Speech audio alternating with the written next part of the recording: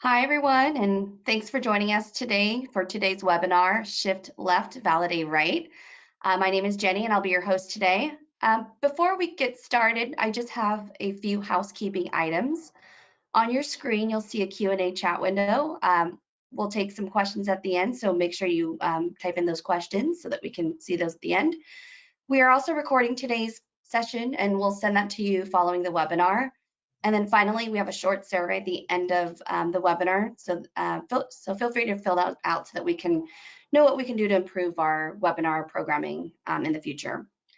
Now let's go ahead and get started. Today we're here joined with Eric Koslow. He is the Senior Director of Product Management here at Azul. Eric, I'll go ahead and hand it off to you.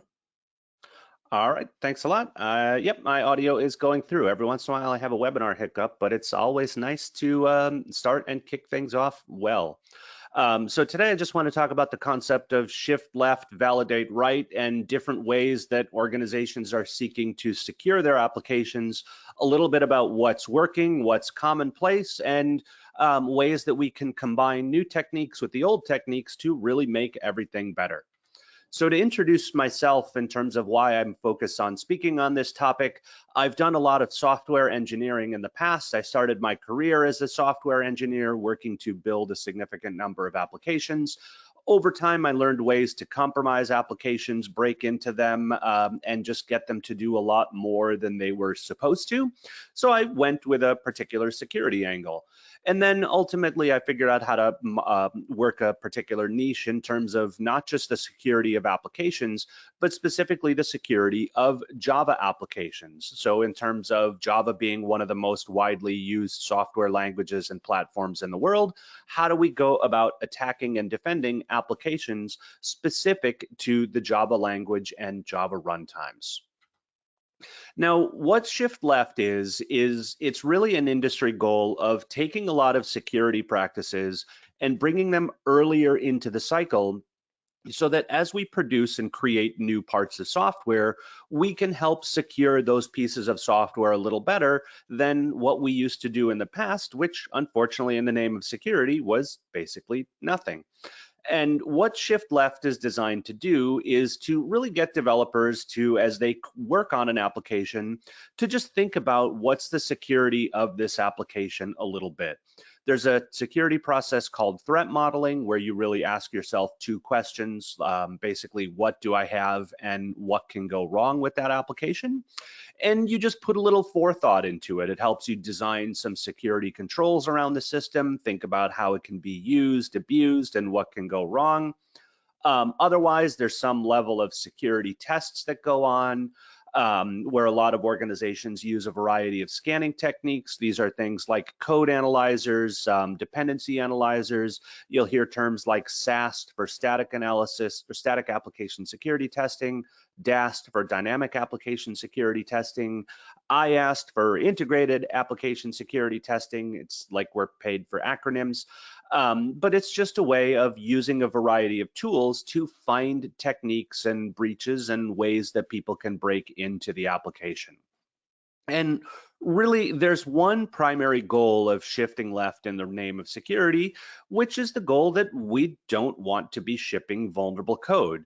So the more work we can do in advance to find security flaws in the applications before we ship them, before we release them, or as we're rolling code out, that's really the goal. So instead of over there on the right side of this picture, you see the standard DevOps infinity cycle, or sometimes it's just drawn as a straight up circle.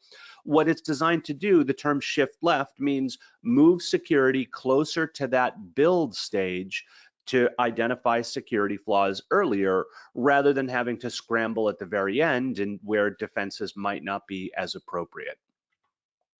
One of the major goals in the security industry over the last couple years has been the concept of SBOM, which stands for Software Bill of Materials. This is a role, the biggest driver in SBOM was a reaction to the major log4j exploit that came out a couple years ago, where people just had no idea where that particular security lib or software library was. So when that exploit came out, there was a giant scramble where people said, well, what exactly makes up this piece of software? I know that this component and I know that this library has a major vulnerability in it, but I have no idea where that software is actually deployed. Because a number of organizations have application inventories for things they build, things they run, and when they go to deploy a piece of software, they usually know what that software is and they usually know who owns it.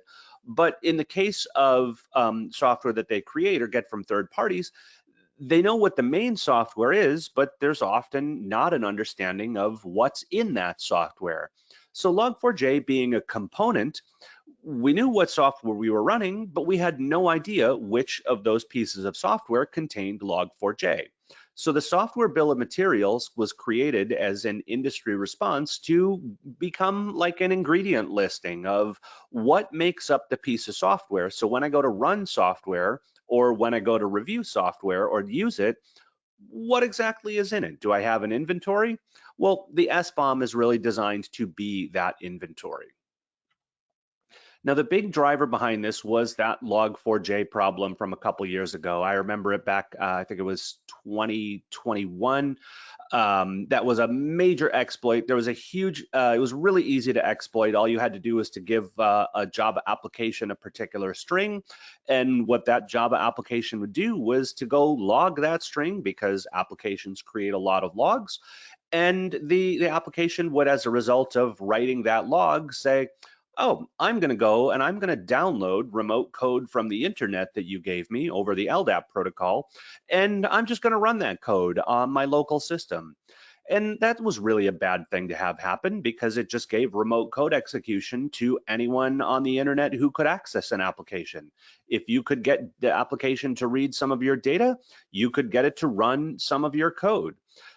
So for a lot of organizations, they knew that log4j was a big problem. There was a really large scramble to say, wow, we have to fix this thing. But the majority of them didn't know where to actually look. Now, on an individual developer perspective, for people who work on Java applications and write Java applications, the fix for log4j is really not that hard. You update the version of log4j to a version that has the patch, you rebuild your software, and you redeploy the software without the old version of log4j because you've patched it. But on an organization-wide scale, they didn't know who to ask. They didn't know who to go to. So it was really up to the team of every group that worked on Java applications to realize that log4j was a problem and go back and rev it. And some of the applications weren't in active development cycles, so they didn't necessarily know how to do that. So the major driver behind that software bill of materials is, where exactly is this thing? Because when teams gave up about a month of time to remediate log4j, the difficulty wasn't remediating the vulnerability. The difficulty was figuring out where it was in the first place, because that's what the major hard part was. Now, the JVM should really help the shift left capabilities, because I think it's great that everyone is going through and running scanners. I think it's good that everyone's bringing security into the development lifecycle. So I want to make sure that people keep up those good hygiene practices. And I want to make sure that people are using container scanning, they're using code scanning, that you're building your software bill of materials. But what I think would help the industry at scale is to augment a lot of those shift left capabilities with some validations that make sure that people are actually doing their shift left capabilities. So one of the reasons that we want the JVM to help this validation as applications run is that Java applications are already running on the JVM. So when you get the JVM to provide security intelligence and augment what you're getting with your existing shift left tools, you don't have to install anything else. You don't have to go running extra code in production. You don't have to keep doing all these security scans. You can just go through and ask the JVM, JVM, as you've loaded this code, as you've built up applications and you've loaded libraries like log4j, could you just tell me what you've loaded? And the reason that's beneficial is that the JVM does it anyways, but in the past, it hasn't used that information because people haven't really queried the JVM for it. Now, another benefit that you can get in terms of the JVM is to augment a lot of the information of what you know today. So with shift left tools, things like static analysis, dependency analysis, they're really good at listing what's there, but a lot of Java applications have code that's present, but is not actually used. So if you go around and scramble and say, I have to go out and patch everywhere that code is present, you're gonna waste a significant amount of time and you're gonna panic about a lot of flaws.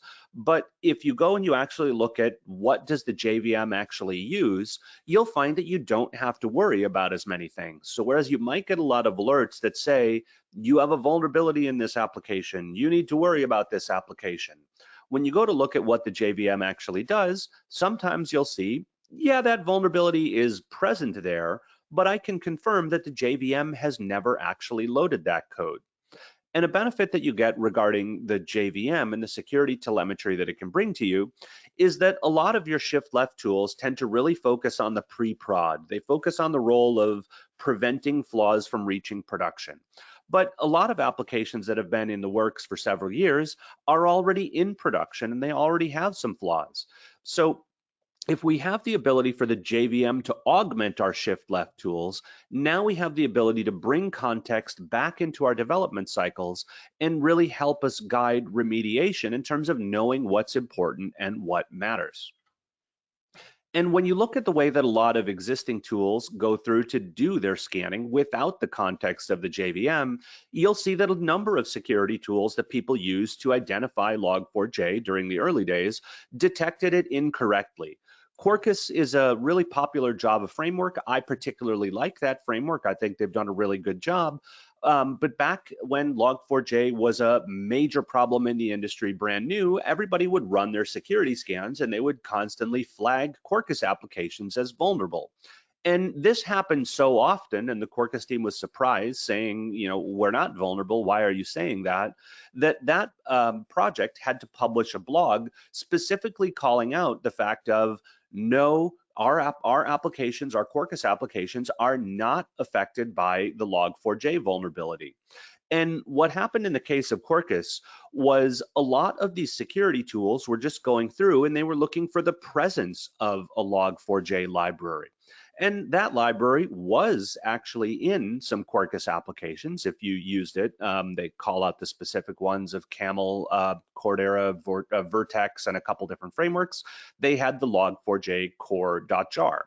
But that jar, when you went to run the application, was never actually loaded. It was never actually used. So it's not to say that those tools were wrong in saying that the log4j file was present, but those tools were wrong in terms of saying that the Quarkus application was vulnerable. They weren't vulnerable because they never actually loaded the code. And what we have here is when we go to apply Java security and JVM level security to that telemetry of what we know about applications, we find that the JVM has a unique capability to differentiate between what's present in an application and what code is actually used. So in this case, where the Quarkus applications had to go out there and say, please stop falsely accusing us of being vulnerable for Log4j because you're burning a lot of developer time and resources in investigating it and saying, no, we're not. The JVM can automatically provide you that context and say, yes, Log4j is here, but being the JVM that loads the code, I can confirm that I've never actually loaded any code from that library. Now, there's two types of scanners that people were using to create those lists. And the two types of them are really build time scanners that work in your CI/CD process. They work by, as your build in a CI/CD, when you go to build it using Maven or Gradle, they'll create what's called a dependency tree. And they'll say, here's the libraries that you use. Those libraries need these libraries need those libraries, and so on. It's really a transitive dependency graph that just kind of walks down until you have no more dependencies to identify. And those build scanners work pretty well on code that you create. They go and they record what you download and include in the application, and they work just fine to do what they're set out to do.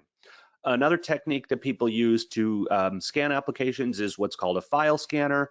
Those just go through, they do a bunch of directory listings, they kind of transitively iterate through every directory, and they just look at the listing of file names. So when they see a file name called log4j.jar, they'll say, ah, that's log4j, I know what that is, and I think that's vulnerable. And unlike the build scanners, which work only on your code, a file scanner can work on some third-party code as well, somewhat in the environments that it work. But those are really the two primary types of scanners that people are using today to figure out what makes up their applications. Now, one way of looking at this is when you draw out what we're trying to do. A lot of libraries like log4j, Spring, and all the open source components, they come in the top left here of a graph. All developers, all applications, even third-party applications, they tend to go and grab these libraries from a location like Maven Central.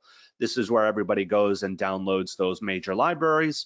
Ultimately, the shift left tools provide context in terms of IDE plugins, source control scans, often build CI/CD scans, container scans. And those work really well for applications that have an active development cycle. But for example, if you take all your security and you put it inside of an IDE plugin, you're only going to get that security when you have your IDE plugin open. So if you're not actively working on an application, then an IDE plugin's not particularly going to help you. When you're actively working on it, really helpful. But when you're not actively working on an application, you don't have an open in an IDE to look at it.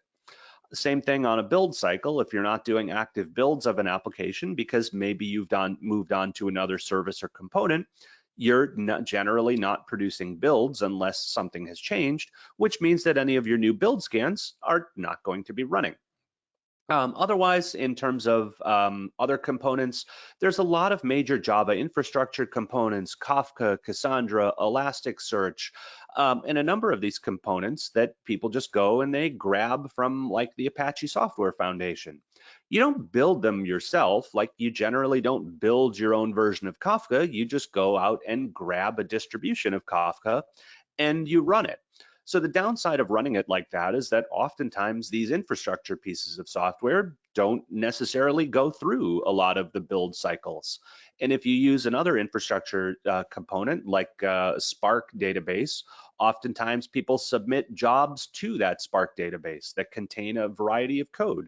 And those aren't necessarily undergoing the same building scanning cycle. So if you have dependencies, you don't necessarily run the same level of scanning on all your Spark jobs. Otherwise, in terms of the shift left tools, I find a lot of people identify with this picture here. You have a lot of project managers who identify with it. You have a lot of engineering managers who identify with it. The joke is herding cats because a lot of developers are very particular, very intelligent people who go out and know how to be particularly creative. And oftentimes people are creative in their own way. So there's difficulties in terms of even generating the software bill of materials, like who's responsible for generating it. We did a survey earlier in the year that went out and said, do you generate SBOMs? And I think 100% of people said yes. And then we said, who's responsible for generating SBOMs? Do you know who's responsible? First of all, they said, yes, we know who's responsible. And then we said, who's responsible? And when we asked who was responsible, the answers differed a lot, and everybody said that somebody else was responsible. So in some organizations, it's the development teams that are responsible for creating the SBOM. That's good when the developers are creating an application.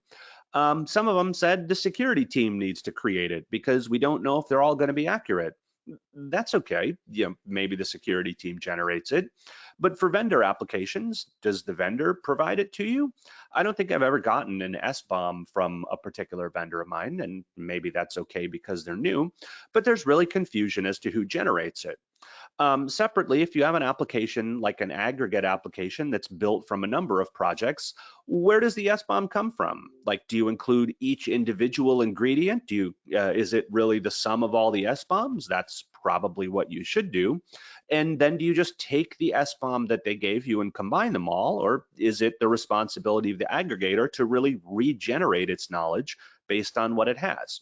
And unfortunately, there's no clear definition as to whose SBOM is correct, or if you're supposed to regenerate it, or if you're just supposed to use the ones that were given to you.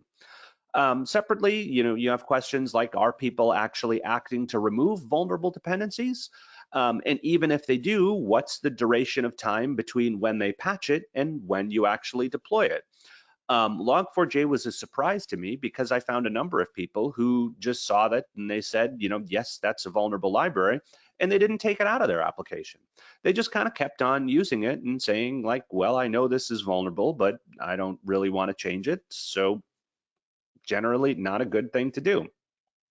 At other times, I've seen people commit a fix and they say, yes, I fixed these security vulnerabilities in my application. I've rolled them out.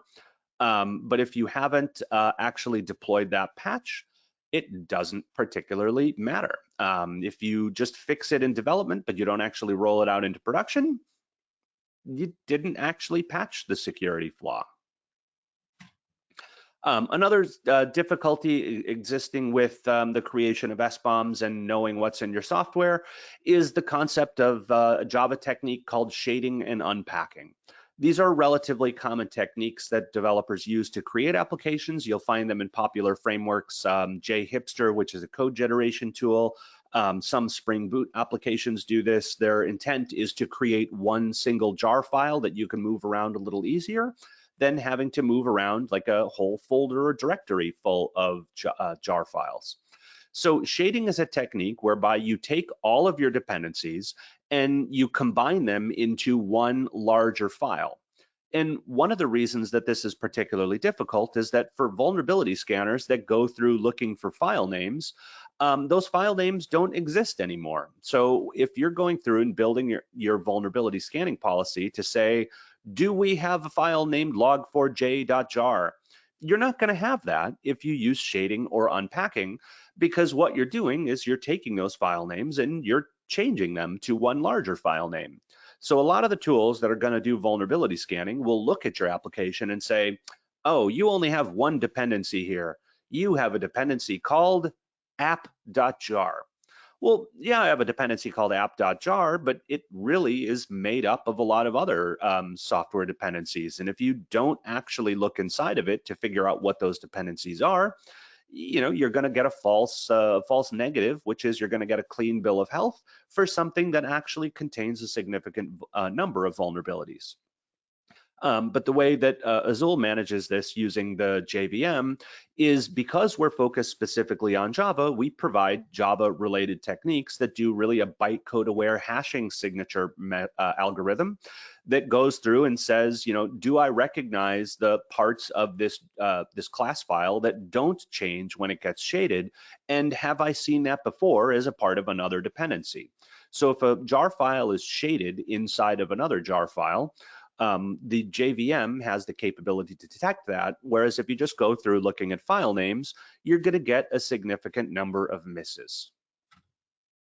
So the way that we apply that technology is to focus on validating it in production to augment any other security controls that have been done before.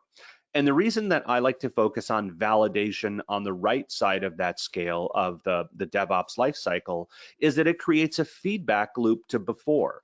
That way, instead of just trusting that people did their shift left techniques, instead of just trusting that people removed log4j, I want some way of validating that all of my different development teams across my organization have done things correctly, even if they didn't pass through the same gates, because sometimes people go through, sometimes people cut corners, sometimes people have ways of deploying things to production that are outside of the normal paths of what they're supposed to do. So because production always matches production, we focus on monitoring and detecting in production. So that way, if there's any problem with our shift left tools, if anybody just missed something, if anybody decided to cut a corner, if you have any of those third-party libraries or third-party infrastructure components, Kafka, Cassandra, Elasticsearch, if the code made it into your environment, when the act of running and the act of scanning become the same, you can't not scan. So it's really easy to maintain your inventory because you have the information coming to you. Now, the JVM can really augment this security by providing the answer to 3 key questions. This is, what do I have? Which is very similar to the techniques that a lot of people do today to do software composition analysis and understand what libraries make up the Java applications. The next thing is that vulnerable, which is to overlay the knowledge of what I have on top of the listing of CVEs and combine those to say, is anything that I have in my environment known vulnerable? And when the answer is yes, we can indicate and provide context that the CVE is there. But a third thing that the JVM can provide that's not available to a number of tools is the notion of loading context. So for a number of applications, did I actually load that code? Because in the case of the Quarkus application from before, yes, log4j was there, but the component was not actually used. So in that case, the premise of do I actually load that code gives you significantly better context to know where to focus your attention. Now, the context that production gives is that the JVM knows what code actually loads. So specific in the Quarkus blog from before, they made the comment that log4j is never used nor in any form activated when using Quarkus. So what happens is all of those applications, yes, they had a jar file there. Yes, a lot of the existing scanners would flag it, but when you went to actually look at the application, the vulnerability was effectively inert. The JVM never actually loaded it. Log4j had no way to run inside of these applications. So they did contain a vulnerability, but the vulnerability was not there in any way that could possibly be activated.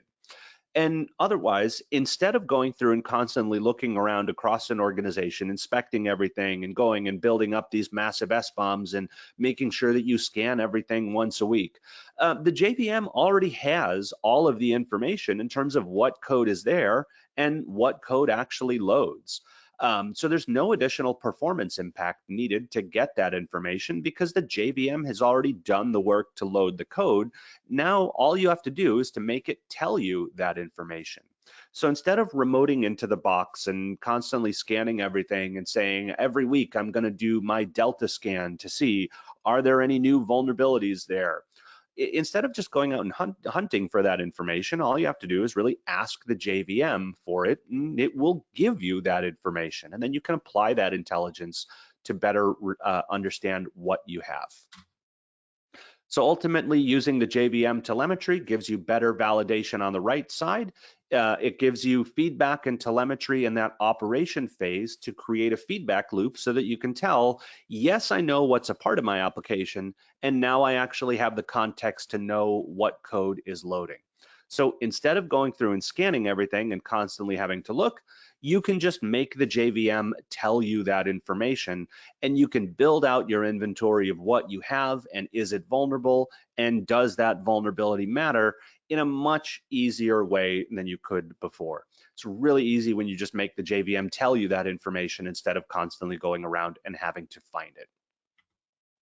So in that case, that's the way of validating right of your development cycles and using a variety of security tools to augment everything that you do today and get better security telemetry on your applications so that you can focus your effort on what matters.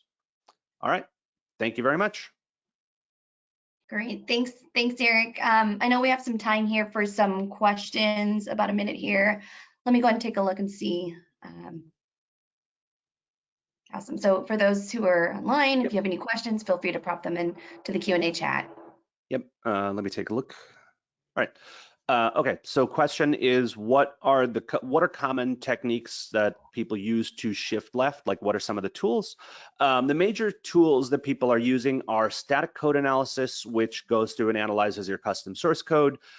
Dependency analysis, called software composition analysis, has really grown over the last year or so, especially, which is what software do I have? That's the dependency analysis. And then dynamic analysis is one that I've seen kind of on a decreasing trend, which is pen testing, like an automated pen test of web applications. But the big ones are static and composition analysis. Perfect. Thanks, Eric. And I know we're right here at time. So I just want to say thank you, Eric, for a great presentation. And then thank you, everyone, for joining us today. That's the end of our webinar. We hope you have a great rest of the day. Thank you. All right, thanks a lot.